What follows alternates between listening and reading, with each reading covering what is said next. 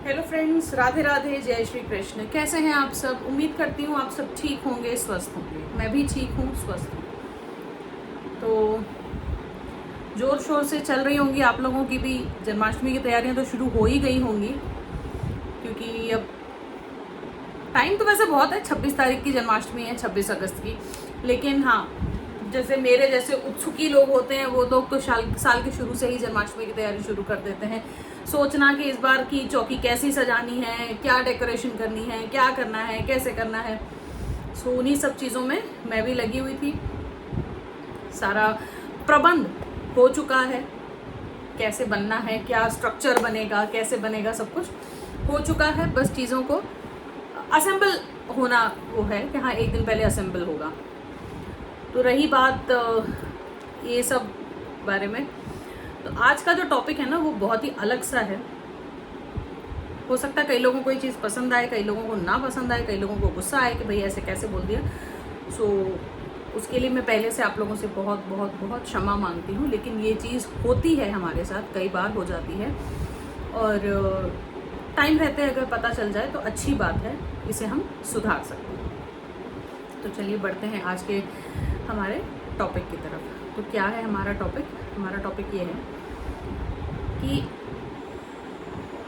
आप अपने घर में, मंदिर में, अपने घर के मंदिर में जा कर के देखिए, जो भी विग्रह आपके घर में हैं वो कौन से धातु के हैं। तो मैं ऐसा क्यों बोल रही हूँ? तो मैं इसलिए बोल रही हूँ कि भगवान के जो प्राण होते हैं, चाहे आप प्राण प्रतिष्ठा करवा रहे हैं चाहे ना करवा रहे हैं, वैसे मैं तो प्राण प्रतिष्ठा के बिल्कुल खिलाफ हूँ। खास करके ऐसे घरों में जहाँ न्यूक्लियर फैमिलीज रहती हैं, हस्बैंड वाइफ और बच्चा रह रहे हैं, या सिर्फ हस्बैंड वाइफ रह रहे हैं, ऐसे घरों में प्राण प्रतिष्ठा के बिल्कुल खिलाफ हूँ मैं। रीज़न बीइंग कि प्रॉपर सेवा जो है ठाकुर जी की नहीं हो पाती है, जो कि प्राण प्रतिष्ठा के बाद होनी चाहिए। जिस तरीके से हमारे अंदर प्राण हैं, हमें समय समय पर भूख लगती है, प्यास लगती है, अन्य चीज़ों की आवश्यकता होती है, वैसी वो चीज़ें हम नहीं कर पाते हैं ठाकुर जी के लिए। प्राण प्रतिष्ठा करना एक बहुत बड़ी जिम्मेदारी है कि आप भगवान जी में प्राण ला रहे हैं और उनकी सेवा उस तरीके से करनी है। आना है, कहीं जाना है, कुछ है तो अपने ठाकुर जी को बता के जाइए और साथ लेके जाइए। और हर एक के लिए पॉसिबल नहीं होता है, मतलब जैसे आप देखेंगे कि घर में मेरे इतने सारे भगवान जी हैं, सबको साथ ले जाना पॉसिबल नहीं है। इसीलिए सेवा उतनी ही जितनी हमेशा करी जा सके। तो सबसे पहली बात तो ये करते हैं कि प्राण प्रतिष्ठा करनी चाहिए या नहीं करनी चाहिए। और दूसरी बात, एक ही वीडियो में आपको दो टॉपिक मिलेंगे। प्राण प्रतिष्ठा के बारे में भी काफ़ी सारे लोग पूछ रहे हैं, प्राण प्रतिष्ठा करनी चाहिए नहीं करनी चाहिए। हालांकि इसके ऊपर मैं 2 बार वीडियो शेयर कर चुकी हूँ, मैं बता चुकी हूँ, लेकिन कोई बात नहीं, जो नए जुड़ रहे हैं लोग उनके लिए थोड़ा सा हेल्पफुल हो जाएगा। और दूसरा टॉपिक हमारा ये है कि हमें घर में किस धातु की विग्रह रखने चाहिए और नहीं रखने चाहिए, और क्यों नहीं रखने चाहिए। सो ये सारी चीज़ें हम आज के वीडियो में जो है कवर करेंगे।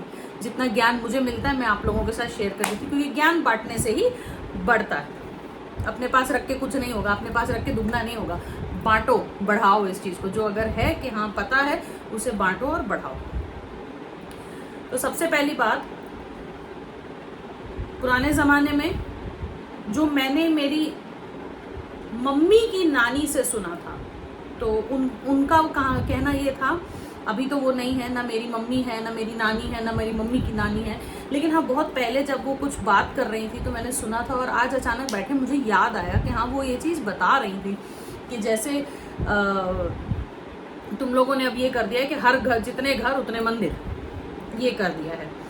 तो पहले ऐसा नहीं होता था। पहले जो लोग होते थे उनके घरों में मंदिर नहीं होते थे, और इसी कारण नहीं होते थे कि लोगों को पहले ना डर लगता था कि भाई हम मूर्ति पूजा नहीं करें। तो विग्रह बोलना है या क्या बोलना है, ये तो चीज़ें अभी आई हैं। लोग पहले से, साधारण लोग मूर्ति ही बोला करते थे। मूर्ति पूजा हम नहीं करेंगे। एक जो है गांव होता था, गांव का एक आसपास में ही जो मंदिर वगैरह होते थे वहीं पे लोग जाते थे और अपनी पूजा प्रार्थना जो भी है, पूजा अर्चना, दिया जलाना है, बत्ती करनी, जो भी करना है, वहीं करके आ जाते थे। सो लोग इस चीज़ से भी डरते थे कि भाई भूल चूक हो गई, कुछ हो गई तो भगवान जी रुष्ट हो जाएंगे, ये हो जाएगा। जिस तरीके से आज हम लोग बात करते हैं कि यार ऐसे मत करो, ये मत करो, भगवान के सामने ऐसा मत करो। तो हर चीज़ की शुद्ध अशुद्ध चीज़ें देख करके बड़े जो थे हमारे घर के, वो लोग मंदिर घरों में नहीं रखते थे। जितने घर उतने मंदिर नहीं हुआ करते थे। एक गांव का एक मंदिर होता था और लोग वहीं जाके अपनी पूजा पाठ कर लेते थे और घर की शुद्धि उद्धि जो करनी है वो करके सब चीज़ें करते थे। बस जो एक अपनी इष्ट देव होते थे, बस उन्हीं की पूजा जो है वो घर में की जाती थी। हमारी तरह नहीं कि माता रानी को भी रख लिया, गोपाल जी को भी रख लिया, ये भी कर लिया, वो कर लिया। वो उस टाइम पे नहीं हुआ करता था। एक मंदिर होता था, वहीं पूजा होती थी। तो इष्ट देव की या कुल देवता की पूजा उस टाइम पे सिर्फ की जाती थी। सो अब जो है चीज़ें बदल गई हैं, लोगों के लिए पॉसिबल नहीं है, टाइम नहीं है लोगों के पास कि भाई बाहर मंदिर में जाएं और पूजा करें। इसलिए लगता है चलो हमारा ही घर है, इसी में मंदिर है। जैसे बोलते हैं ना कि वृंदावन तक कौन जाए, अपना ही घर वृंदावन, चलो यहीं कर लो सेवा। तो सही बात है। आज की डेट में, आज की चीज़ों को देखते हुए, आज की जो सिचुएशन है उसको देखते हुए हमारे हिसाब से ये सही भी है कि ठीक है, अपने घर में मंदिर है, अपने घर में हमारे भगवान जी हैं जिनको हम पूजते हैं और उनकी सेवा हम कर लेते हैं अपने हिसाब से। लेकिन कई लोग होते हैं कि सेवा भी जो है ना देखा देखी में घटाते बढ़ाते रहते हैं। अब आज मेरा है कि हाँ, मुझे इतने तरह से सेवा, इस तरह से सेवा करनी है तो मैं उसी तरीके से सेवा करूँगी। किसी की देख रेख में घटाना बढ़ाना नहीं चाहिए और नहीं ही चाहिए। तो वो थोड़ा सा ध्यान आप भी रखिए। जो सेवा, जो पूजा आप डे 1 से कर रहे हैं और जो भी बढ़ा रहे हैं वो आप अपनी क्षमता देख करके बढ़ाइए कि भाई कल को अगर हमारा परिवार बढ़ता है, घटता है, जो भी होता है, उसके बाद से मैं ये सेवा अपने आप से कर सकूंगी या नहीं। मान लीजिए घटने का मतलब ये नहीं है कि कोई गलत सेंस में मैं बोल रही हूँ। घटने का मतलब ये भी है कि जैसे जिन लोगों की ट्रांसफरेबल जॉब्स होती हैं, अपने घर से, अपने परिवार से अलग होकर के आपको कहीं और जा करके रहना पड़ता है, कुछ करना पड़ता है, तो जिम्मेदारियाँ बढ़ जाती हैं। तो इस केस में उतना ध्यान, उतनी सेवा मैं ठाकुर जी की कर पाऊंगी, नहीं कर पाऊंगी, वो सब चीज़ें ध्यान में रखते हुए, देखते हुए ही जो है आगे सेवा को बढ़ाइए, या फिर उतने पे ही स्थगित कर दीजिए जितनी सबके साथ रहते हुए भी कर सकते हैं और अकेले रहते हुए भी कर सकते हैं। आती है प्राण प्रतिष्ठा की बात। तो प्राण प्रतिष्ठा आज के घरों में नहीं होनी चाहिए क्योंकि मैक्सिमम लोग ऐसे हैं जो नॉनवेज खाते हैं और ठाकुर जी को भी पूजते हैं। तो ऐसे में क्या है कि सबसे पहले तो जब आपके घर में अगर बन रहा है तो ठाकुर जी के पट, मंदिर के पट आप बंद कर दीजिए। उन तक वो जो उसकी स्मेल है या जो भी स्मोक है वो चीज़ उन तक नहीं जानी चाहिए। उनके पट आप पहले ही बंद कर दीजिए क्योंकि हमारे ठाकुर जी वैष्णव हैं। उनको जो भोग चढ़ता है वो भी बिना प्याज लहसुन का चढ़ता है, सात्विक भोजन का भोग लगता है उनको। तो या तो अगर कमरा अलग है तो कमरा बंद कर दीजिए, नहीं तो मंदिर के पट बंद कर दीजिए, पर्दा लगा दीजिए, जो मर्जी कर लीजिए, लेकिन उन तक वो चीज़ नहीं पहुंचनी चाहिए। प्राण प्रतिष्ठा दूसरा ये चीज़ है कि आप अगर, जैसे हम हैं, बड़े भी रहते हैं, छोटे भी रहते हैं, सब तरह से लोग रहते हैं घर में। तो जब हम बाहर जाते हैं तो हम सब बाहर जाते हैं। ये नहीं करते कि बड़े हैं, चल नहीं पाएंगे तो इनको यहीं छोड़ दो और हम चले जाते हैं, घूम फिर के आ जाते हैं। तो इसी तरीके से ठाकुर जी की प्राण प्रतिष्ठा अब तभी कीजिए जब पूरी तरह से उनकी जो है सेवा, जो प्राण प्रतिष्ठा के बाद ज़रूरत होती है, जो सेवा की ज़रूरत होती है, वो सेवा उनकी हो पाए।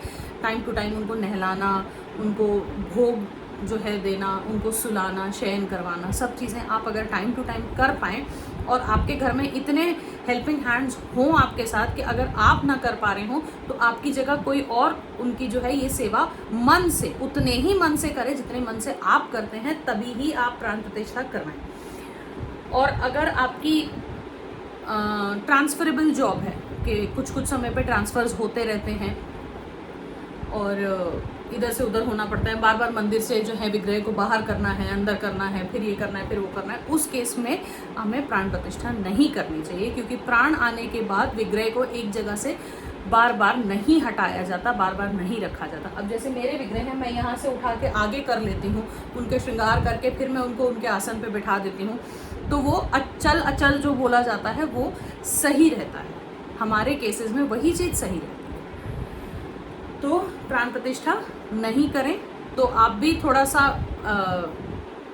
ये रहेंगे कि हाँ इजी है, इजी टू डू है चीज़ें, और आना जाना है, कुछ है। ठाकुर जी के सामने जो है उनकी बंटा जो होता है, बंटा बोले तो टिफ़िन बॉक्स जो होता है उनका, वो आप रख दीजिए, झारी जी रख दीजिए उनके लिए, और इस तरीके से, या पानी का बड़ा सा कलश भर के जो है उनके पास रख के जाइए। उनके टिफ़िन बॉक्स में ड्राई फ्रूट्स भर के रख के जाइए। ये सब चीज़ें रख के हम जा सकते हैं। पैकेज्ड फूड जो बाहर आते हैं, जो हम आमतौर पे अपने बच्चों को खिलाते हैं, चलो चिप्स खिला दिया, चॉकलेट खिला दिया, बिस्किट खिला दिया, ये सब चीज़ें ठाकुर जी को भोग नहीं लगाई जाती हैं, क्योंकि हमें नहीं पता कि वो किस परिसर में बनी, कैसे हाथों से बनी, किन किन लोगों ने छुआ, कैसे पैकिंग हुई, हमें कुछ नहीं पता। इसीलिए कभी भी ठाकुर जी को ऐसा भोग ना लगाएं जिसके बारे में हम नहीं जानते। ड्राई फ्रूट्स भी एक तरीके से मैं ये बोलूँ कि हम अपने घर में तो नहीं उगाते, लेकिन फिर भी वो शुद्ध माने जाते हैं, वो उनका भोग लगाया जाता है। तो अगर आप 2 से 3 दिन के लिए कहीं बाहर जा रहे हैं तो अच्छे से टिफ़िन बॉक्स में उनके ड्राई फ्रूट भर के, तुलसी दल तुलसी दल भी सुखा के थोड़ा सा रख लीजिए। जैसे एकादशी में या संडे के दिन हम तुलसी जी को हाथ नहीं लगाते हैं, तो तुलसी के कुछ पत्ते ले लीजिए, उन्हें धूप में अच्छे से रख के सुखा लीजिए। तो ड्राई तुलसी जो है वो आप इन भोग में रख सकते हैं। तो इस तरीके से हम भोग दे सकते हैं। प्राण प्रतिष्ठा किए बिना हम इस तरीके से सेवा कर सकते हैं। दूसरी बात आती है कि मंदिर में हमारे पास कभी कोई तीर्थ स्थल जा रहा है, तीर्थ करने जा रहे हैं, कभी ऐसे ही कहीं घूमने निकल गए बीच में, चलो कहीं हरिद्वार पास में है वहाँ चले गए, या वृंदावन पास में है हम वहाँ चले गए, नासिक में त्र्यंबकेश्वर पास में चले गए। तो ऐसे तीर्थ से लोग प्रसाद के साथ आपको बहुत से विग्रह एज अ गिफ्ट प्रसाद में देते हैं। तो हमें ये देखना है कि हमारे घर में फिलहाल मंदिर में भी कोई भी विग्रह, किसी भी भगवान के एक से ज़्यादा विग्रह ना हो। एक से ज़्यादा किसी भी भगवान के विग्रह नहीं होने चाहिए हमारे पास। बाल गोपाल रूप है या किशोरी जी का रूप है, जो बच्चों का रूप है, उनमें हम चल जाता है, क्योंकि बच्चे भी हमारे 1 से 2, 2 से 3 होते हैं, घर में काफ़ी सारे बच्चे होते हैं। उस तरीके से बाल रूप में अगर कोई भगवान है तो वो आपके पास 3-4 विग्रह हों, वो चल जाएंगे। लेकिन जो बड़े विग्रह हैं, बड़े स्वरूप हैं, उनके एक से ज़्यादा मूर्तियाँ घर में नहीं होनी चाहिए। ये जो है, अब आप देखेंगे कि मेरे मंदिर में भी रखे हुए हैं, ये मार्बल डस्ट के हैं गोपाल जी। इनको मैं लेकर आई हूँ लेकिन इनको लाने की वजह मेरे पास कुछ और है।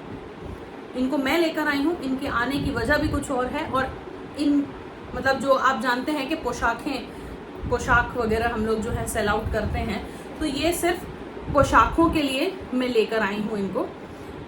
मार्बल डस्ट के विग्रह जो होते हैं उनमें प्राण कभी नहीं आते हैं। आप चाहे कितनी पूजा कर लीजिए, कितना ही कुछ कर लीजिए, उनमें जो है भगवान जी के प्राण नहीं आते हैं। प्लास्टिक के जो वस्तुएं होती हैं, प्लास्टिक से बने हुए अगर कोई भगवान जी हैं, उनमें भी कभी प्राण नहीं बसते भगवान जी के। प्लास्टिक हो गया, मार्बल डस्ट हो गया, पत्थर की मूर्तियाँ बहुत आजकल लोग बनवाते हैं, लेकिन नहीं करना चाहिए। आपके पास चाहे जितनी भी क्षमता हो आपकी, आप चाहे छोटी सी लाइए विग्रह, लेकिन आप प्योर सोना, चांदी, पीतल, इनके जो विग्रह बनते हैं, इनमें ही आप पूजा भगवान जी की करिए। अब शिवलिंग की आप बात करेंगे तो वो तो बनते ही पत्थर से हैं, लेकिन मेरे पास जो शिवलिंग है वो छोटे से इसके हैं, क्रिस्टल के हैं। क्रिस्टल फॉर्म में शिवलिंग की पूजा करना बहुत शुभ होता है। उसमें आप क्रिस्टल में शिवलिंग की पूजा कीजिए, घर के लिए भी बहुत अच्छा होता है। और स्टील के ऐसे देवी देवता बने हुए मिल जाते हैं जो एकदम हल्के हल्के से होते हैं, एल्युमिनियम के मिल जाते हैं, सिल्वर बोल के जो लोग देते हैं। सो वो सब चीज़ें हमें घर में नहीं रखनी चाहिए। उनसे एक तो वास्तु दोष लगता है, और दूसरा ये होता है कि उनमें भगवान जी के प्राण कभी भी नहीं विराजते, और उनको कभी हमें अपने भगवान जी के आसन पे बिठाना भी नहीं चाहिए, क्योंकि ये जो वस्तुएं होती हैं ये शुद्ध नहीं होती। इसलिए हमें ये चीज़ का थोड़ा सा ध्यान रखना चाहिए। सो आज के वीडियो को मैं यहीं एंड करती हूँ, और आप भी अपने मंदिर में एक बार ज़रूर देखिए कि आपके पास कोई ऐसे विग्रह तो नहीं है जो धातु शुद्ध नहीं है, लेकिन बरसों से हम पूजा कर रहे हैं। अगर फोटो विग्रह हैं, जैसे फोटो रखते थे, फ्रेम्स रखते थे, वो सब चल जाता है। मूर्ति पूजा जो नहीं करते हैं, जो इतनी पालना नहीं कर सकते हैं, वो अपने घर में विग्रह मत लाइए। आप लोग फोटो पूजा कीजिए, वो आपके लिए करना आसान होगा।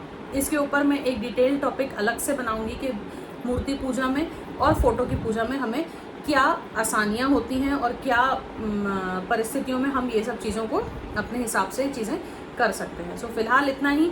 आज आप अपने मंदिर में चेक कीजिए कि कोई आपके पास फाइबर के या मार्बल डस्ट के या वो स्टील में और सिल्वर के बोले हुए जो इसे एल्युमिनियम टाइप के वो इसे देते हैं, वो सब विग्रह अगर आपके पास हैं तो आप उनको जल्दी से जल्दी जल प्रवाहित कर दीजिए और उनकी जगह आप पीतल के या फोटो फ्रेम्स ला करके आप रखिए। लकड़ी के भी भगवान जी चल जाते हैं मंदिर में, लकड़ी भी शुद्ध होती है। हमारे जगन्नाथ भगवान जो हैं वो लकड़ी में ही उनके विग्रह बने हुए हैं, तो इनफैक्ट लकड़ी में भी अगर कोई भगवान है तो भी चल जाते हैं। लेकिन जो मैंने आपको बताए हैं मटेरियल, अगर उसमें हैं तो उनको आप तत्कालीन प्रवाहित कीजिए और उनकी जगह को खाली मत छोड़िए, उनकी जगह आप शुद्ध धातु के जो हैं विग्रह ला के घर में उनकी लाइए, पूजा कीजिए उनको। सो आज के लिए बस इतना ही। अगले वीडियो में जल्दी मिलूंगी, तब तक के लिए राधे राधे।